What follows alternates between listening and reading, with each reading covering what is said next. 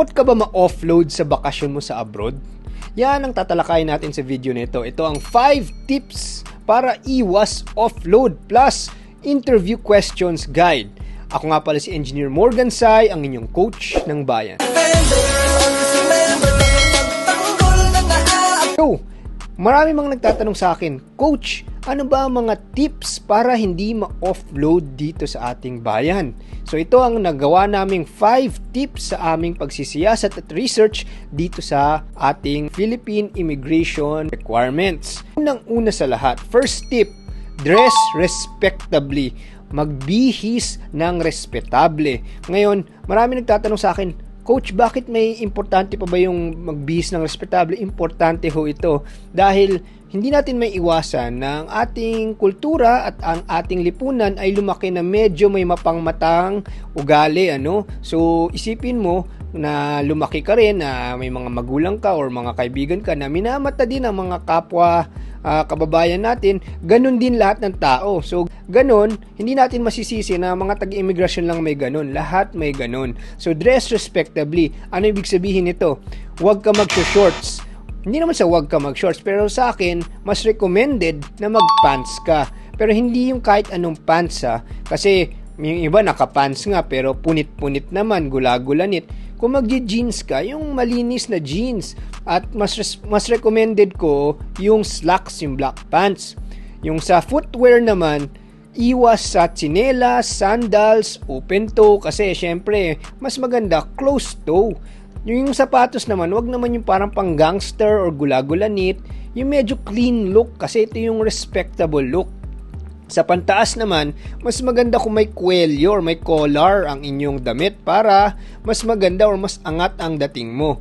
Ngayon, optional naman kung ikaw ay balak mag-jacket, no? Kasi para sa akin, kung magja-jacket ka, yung medyo ginto din, mga clean look or mga respectable look kasi magbihis ka ayon sa iyong purpose, no? Ano ba ang purpose nito? Magbabakasyon ka tapos kung sobra ka naman overdressed, naka-coat and tie ka or para kang pupunta sa ballroom party or pupunta ka sa debut, medyo overkill yun, halata din yun. Hindi ka mabibigyan ng special treatment kasi magtutour ako sabihin mo magtuturista ka, so maganda yung pang tour na jacket, yung respetable, hindi mo mukhang parang pang gangster o pang jeprox, yung respetable, clean look, kwelyo, nakapantalon ka, jeans or slacks na maayos, hindi yung punit-punit o gula-gulanit. Closed toe shoes, yan ho ang mga importante, Sa babae naman, respectable wear. Yung kung mag-shoes sila, mas okay lang din yung open toe, pero yung respectable open toe, hindi yung parang tsinelas lang din.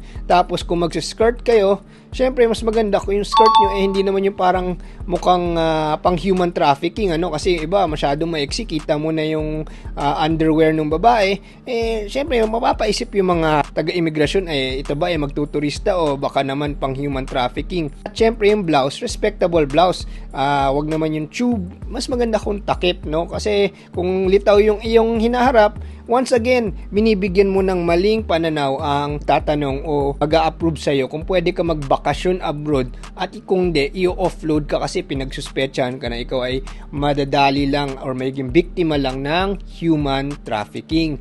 So yun ho ang mga guide sa pagpananamit, Make sure to dress respectably. Sa mga kababaihan naman, may mga nagtatanong, di naman kami o lumusot naman kami or something. Swerte mo, pero pag minalas-malas ka, syempre, sayang naman yung mga nagasto sa bakasyon. Mayroon mga maswerteng mga tipong tao dito sa Pilipinas, kung medyo may lahi kang mestiza o tisay, yan lamang yan sa ating bayan. Kasi pati rin naman mga kaibigan mo, pag nakakita ng tisay o mestiza, syempre, iba ang dating nila. So yun ang mga mas maswerte na kababaihan, kung mestiza sila o tisay, mas swerte sila. Pero delikado kasi ang babaeng nagta-travel for vacation kapag nag-iisa lang siya. Yan ang isa sa mga key indicator na medyo baka human trafficking, mag-a-alert sa utak ng mga taga-immigrasyon na teka, baka human trafficking or biktima to ng human trafficking, So, dress respectably, yun yung unang tip ko para sa inyo. Huwag niyong kalilimutan the word respectable, Hindi kinakailangan overkill, hindi kailangan overdressed. Yung tama lang, magtutour ka sa isang bansa, yun, regular, respectable clothing. respetable. Number 2, kailangan provide ka ng minimum sufficient documentation, no? So tatlo lang naman ang documentation na kailangan mo para makapagbakasyon ka, no? Kailangan mo yung passport mo na may more than 6 months pa sa validity nito. Kailangan mo ng round trip ticket or return ticket sa Pilipinas, kasi kung wala kang return ticket, syempre, kaduda-duda yun. Parang open-ended. Syempre, that's a main requirement na kung magbabakasyon ka. Kahit return ticket, bumili ka talaga ng return ticket. Huwag mo i-open-ended ang bakasyon mo. And number 3, visa. Kung yung country or yung bansa na pupuntahan mo required ng visa or tourist visa. Ngayon, ito lang yung minimum requirements. Kadalasan, makakalipad ka na kung meron kang 3 main requirements at hindi ka pinagdudahan. Kung ikaw naman ay pinagdudahan, ito naman yung mga secondary requirements na dapat medyo dala nyo kung talagang tingin nyo kailangan nyo to. Usually digital copy lang, no, sa mga requirements na to. So ito yung mga secondary supporting documents na kailangan nyo i-present sa Philippine Immigration. Una, proof of travel intent. So kailangan meron kang confirmed accommodation, digital or printed copy, travel itinerary kung saan ka magtutour, pupunta, or digital or printed copy ng mga nakabook nyo ng mga tour group, no? Para makita nila kung mayroon ka ng mga attraction passes or voucher or mga tickets sa mga Disneyland, ganun. Yun, dali nyo yun, proof of intent to travel. Number 2 sa secondary documentation, proof of financial capability. Usually, hindi naman talaga requirement ang financial capacity, no? In fact, it's not a requirement, but it is asked as a subjective question kung nagduda sila na kaya mo ba mag-travel. Kasi kung hindi mo kaya mag-travel or pondohan ang iyong pagta-travel, iisipin nila, baka magti-TNT to or mag-human trafficking. Ano yung TNT? Yun yung illegal work, no? Magta-travel ka, magpapanggap ka bilang turista, pero magtatrabaho ka pala doon sa abroad or kaya mag-human trafficking ka doon ng walang tamang papeles, no? So, kaya kailangan at importante minsan ang financial capability. So, mga bank certificate, bank statement, credit card, yan, maganda yan. Debit card, prepaid card. Kung meron kang credit cards, yan, magandang dalhin yan. Kasi pinapakita dito na isa ka sa mga konting mga tao na may kapabilidad makautang sa bangko gamit ang credit card. Of course, 6 months statement of credit card, yan, maganda din yan. Ngayon, kung ikaw ay empleyado dito sa Pilipinas, ang magandang dalhin mo ay company ID and latest income tax return mo, no? Tapos certificate of employment, kasi pinapatunayan nito na meron kang legit o magandang trabaho dito sa Pilipinas na talagang babalik ka. Hindi ka naman talaga naghahangad na maging TNT or illegal worker. Yung TNT na uso kasi noong 90s, ang ibig sabihin niyan takbo ng takbo. Kasi nagtatago ka sa mga otoridad sa kabilang bansa kasi illegal ka nagtatrabaho doon. Kung ikaw naman self-employed or freelancer, mas maganda kung dala mo yung income tax return mo nung nakaraang taon. Tapos kung meron kang business registration certificate bilang sole proprietor, maganda din yun. Kung wala naman, baka meron ka mga certificate na galing sa inyong mga kliyente na may mga kontrata ka, project to project kontratista ka, dahil ikaw isang freelancer, maganda kung meron kang pruweba nun na kumikita ka dun. Ngayon naman, sa mga dokumento ng mga fresh graduates, sabihin mo tatanong sa akin, Coach, fresh graduate ako, wala pa akong employment, pero gusto ko muna magbakasyon bago magtrabaho. Yan ang mga requirements naman yan. Authenticated affidavit ng suporta galing sa inyong pamilya, tatay, nanay. May guarantee sila o may pananagutan sila na suportahan ang iyong travel. So, importante yun. Kung di ka naman fresh graduate at traveler ka na without financial capability, pero meron ka namang tumutulong sa'yo para makapagbakasyon ka, dalhin mo rin yung proof of income ng iyong sponsor, no? Yun yung recommendation ko, na magdala ka ng proof of income ng iyong sponsor, kung sino man yung sponsor mo, magulang, tatay, nanay, yung proof of ties mo with them, proof of family ties, proof of community ties, pruweba na magkamag-anak kayo, proof na meron ka mga asset, mga real estate o mga stock certificate, na proof na meron ka ng pamilya mo o ng sponsor mo. Tapos kung sponsorship naman ng hindi pamilya mo or kahit pamilya mo, proof or letter na may relationship ka sa sponsor at letter na sponsoran ka niya, no? So garantiya or affidavit na naman.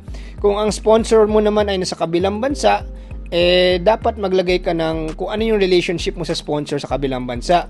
Dapat meron ka invitation letter na may contact details kung hindi siya relative, notarized affidavit of support and guarantee and undertaking na nagpapakita na ginagarantisado ang iyong mga gastos sa pagta-travel, and proof ng sponsor's financial capacity like bank cert, employment cert, tax cert, ITR, tapos yung mga emails and chats na pinapakita na meron ka talagang sponsor. Of course, ito hindi ko nire-recommenda to kasi itong metodologiyang to medyo, syempre 50-50 yan. May mga talagang officer na sasabihin, teka, baka yung sponsor mo kung hindi mo kamag-anak o kahit kamag-anak mo, baka pang human trafficking to, pang illegal worker.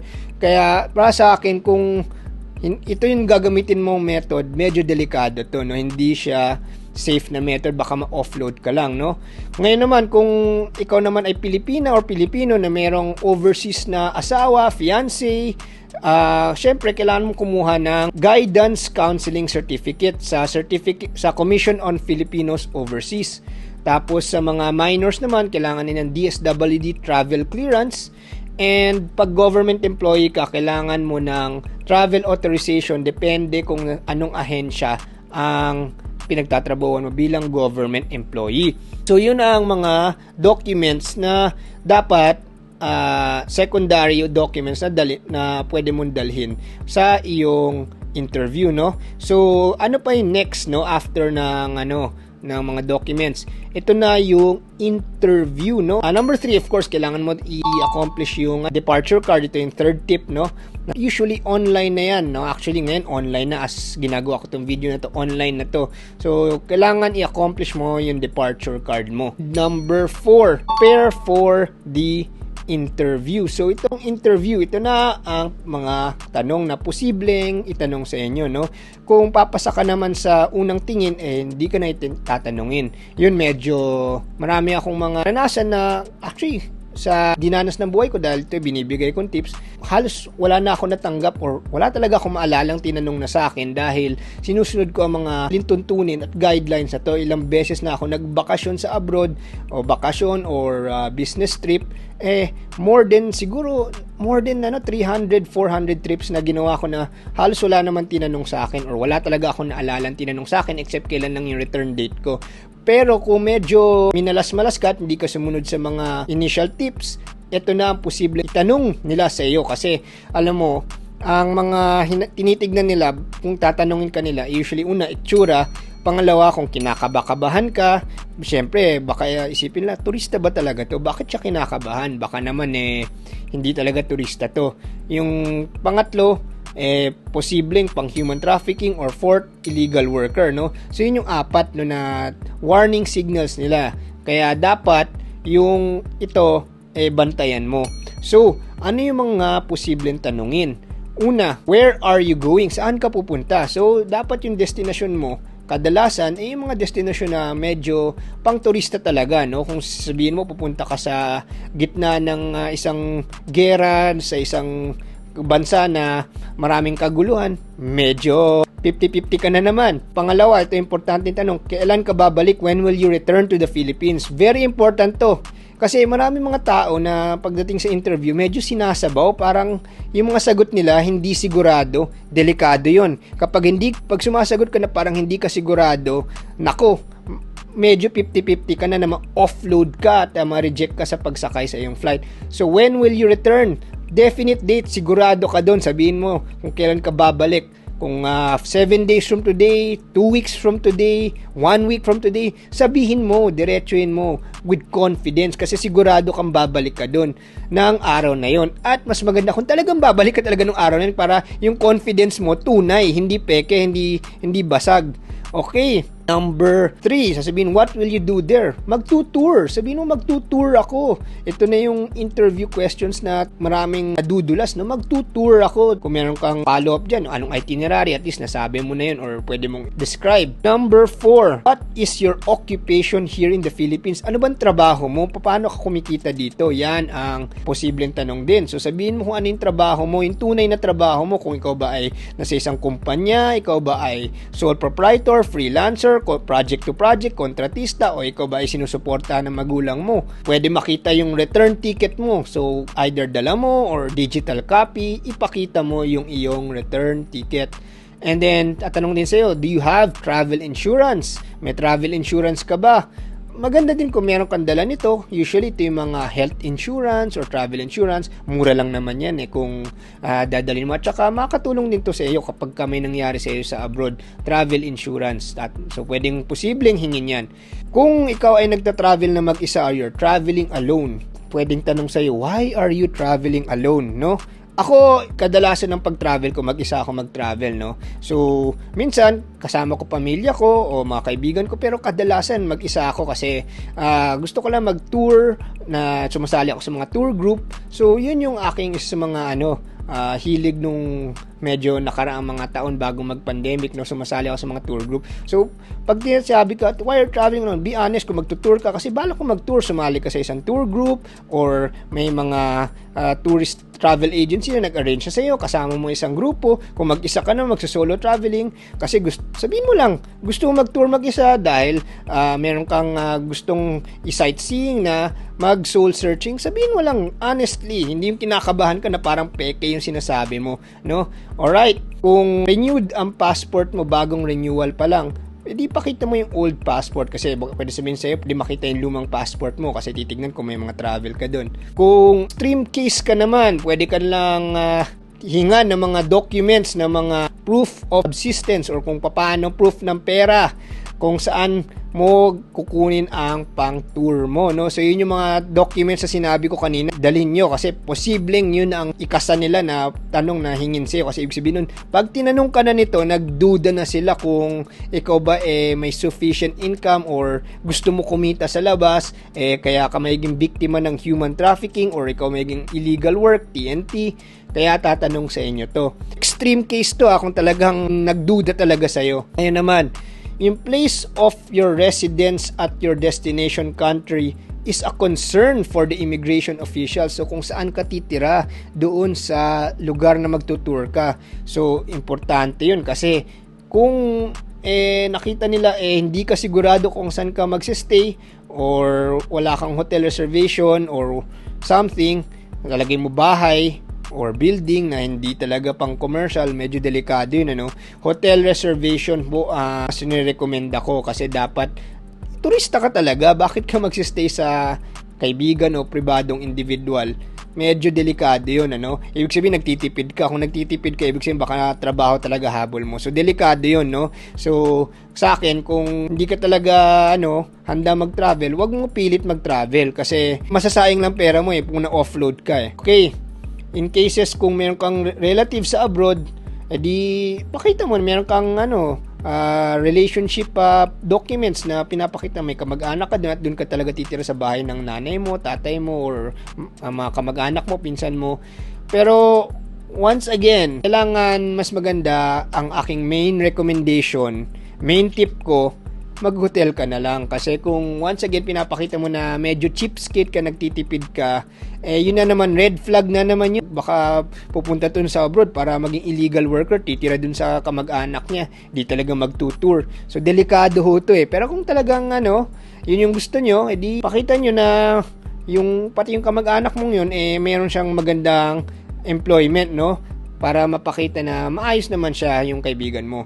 Okay. Secondary questions. Yun yung mga primary questions. Secondary questions, if the officer deems it necessary. So, the one thing that the immigration officer will always ask you, regardless of anything, is if you have enough funds, So, may twist din yun. first time tourist ka, tapos hindi pa masyadong sikat yung destinasyon, medyo madaming tanong dadating sa iyo kasi kung yung destinasyon mo yung mga tipong destinasyon na maraming terorista, may mga kriminal tulad ng gitna ng mga third world country, may mga gera, ayun, medyo red flag yan, ano? Yun ang mga possible secondary questions, ano? Tatanungin ka, bakit ka pupunta doon? So, additional questions na naman. Sa akin, I recommend, iwas na lang doon. Pero kung talagang gusto mong mag-tour, halimbawa sa gitna ng North Korea or sa gitna ng sa Ukraine, medyo tinutulak mo ang iyong swerte doon. Pero, syempre, tatanungin ka ng tatanungin bakit ka pumupunta doon, ano meron doon, to tour,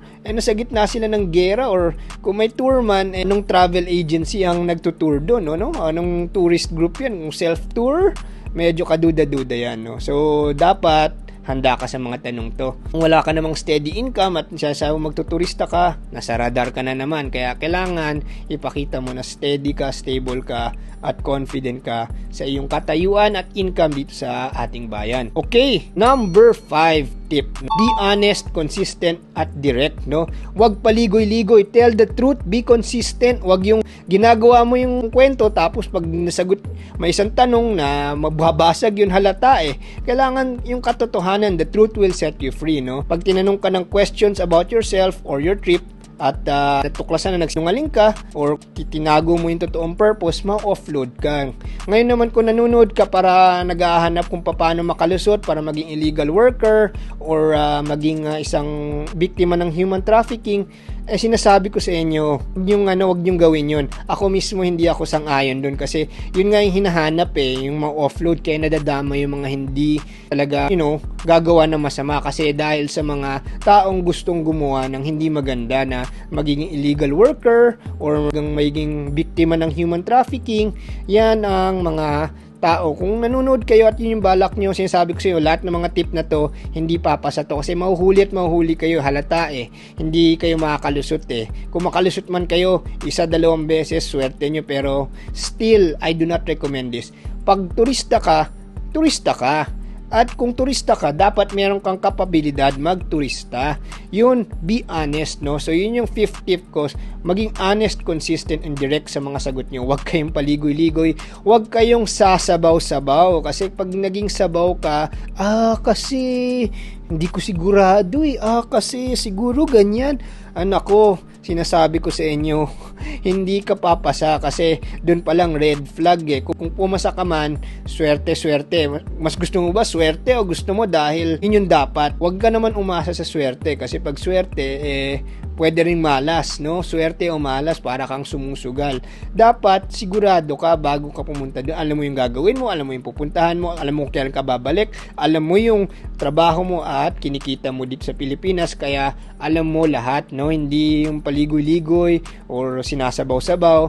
Marami tayong mga ganyan mga kababayan na medyo pupunta doon, turista naman talaga, pero yung sagot na yung tipong rang bangag o siguro nakainom or something, medyo lalasing-lasing o lasing-lasingan, problema yun, no? Hindi papasa talaga yun sa immigration officers natin. So yun ang 5 tips ko sa pag-iwas offload, no? At makapasa sa Philippine immigration sa pagiging turista abroad, no? So ang purpose nito ay para maging turista abroad. Kasi yun ang ino-offload or target na i-offload ng mga immigration officers, yung mga nagpapanggap maging turista, yung di talaga totoong turista, yung mga talagang may masamang balak, hindi magandang balak. Yan ang mga hinahanap nila, ma-offload, kaya ang daming na-offload. Ngayon, kung panoorin nyo yung aking nakaraang video, tinitalyo ko doon ang diskriminasyon sa airport, So, meron talagang diskriminasyon, at para maiwasan na malagay sa diskriminasyon na yon, sundin mo ang 5 tip na binanggit ko sa iyo, no? Pero, syempre, dapat maging totoo ka. Pagka magpapanggap turista, maging pagpakatotoo ka, maging respetable ka. Kasi ang diskriminasyon dito sa ating bayan ay base sa kung karespe-respeto ka o hindi. Kung hindi ka mukhang karespe-respeto, nagiging second class citizen ka, which is the problem in our society, no? So, maraming mga facial discrimination, meron ding mga looks discrimination, meron ding racial discrimination. May mga, syempre, hindi natin maiwasan yung mga kababayan natin, pinapaboran yung mga tisay, mga mestiza. Ganun talaga kasi, syempre, hinahangaan ng mga ating kababayan ang mga galing banyaga or may mga lahing banyaga tulad ng Amerika, Europa, or mga Hapon, or mga galing Taiwan, yung mga gayon, may lahi, yung mga mix match ng mga ito, yan ang mga medyo pinapaboran. So sa nakararami at wala nito, kailangan mas extra effort para magkaroon ng respectable look, no? And don't forget, be confident, because kung confident ka, paano makuha ang confidence? Dapat totoo lahat, walang peke. Yun ang paraan para maging confident, kasi kakabahan ka lang naman kung hindi totoo kung magsisinungaling ka, doon lang naman lumalabas ang kaba Pagka kinakabahan ka dahil totoo, isipin mo totoo ang sagot mo at kaya mo ipaglaban to kahit hanggang korte, no? So pwede mo rin, kung talaga nagkamali sila, pwede ka actually magreklamo, magdemanda at mangaso dahil totoo ang iyong mga sinasabi, no? So yun ang mga tips ko sa inyo, 5 tips para iwas offload. So once again, ako nga pala si Engineer Morgan Sai ng Ilocano Defenders.